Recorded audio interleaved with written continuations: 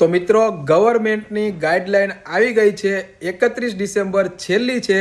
જો તમારી પાસે ફિઝિકલ ફોર્મમાં શેર પડ્યા હોય તો તેને ડીમેટ કરાવવા માટે, કારણ કે ત્યારબાદ તમારા તે શેર પસ્તીના ભાવમાં જશે.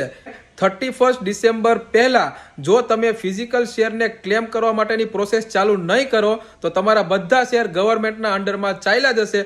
એટલા માટે જો તમારી પાસે ફિઝિકલ શેર પડ્યા હોય અને તે શેર હોલ્ડરના નામમાં સુધારા વધારા હોય, અથવા તો શેર હોલ્ડર આ દુનિયામાંથી જ જતું રહ્યું હોય, અથવા શેર તમારા આઈપીએફમાં ટ્રાન્સફર થઈ ગયા હોય, તો ચિંતા કરવાની જરૂર નથી.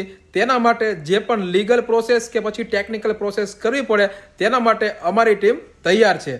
ફક્ત તમારે નીચે આપેલા નંબર ઉપર કોલ કે વોટ્સઅપ કરીને માહિતી મેળવી લેવાની છે. એટલા માટે જ આ વિડીયોના માધ્યમથી તમને જણાવું છું કે જો તમારી પાસે ફિઝિકલ ફોર્મમાં શેર પડ્યા હોય તો તેને ક્લેમ કરીને તેની સાચી વેલ્યુ મેળવવાનું ભૂલતા નહીં. બાકી માર્કેટની આવી જ અવનવી અપડેટ અને ઇન્વેસ્ટમેન્ટ આઈડિયા માટે અમારી સાથે જોડાયેલા રહેજો. પેજને ફોલો કરી દેજો, રીલને શેર અને લાઇક કરવાનું ભૂલતા નહીં. મળીએ કાલે કંઈક નવા કન્ટેન્ટ સાથે. ત્યાં સુધી બધાને જય શ્રી કૃષ્ણ અને જય સિયારામ.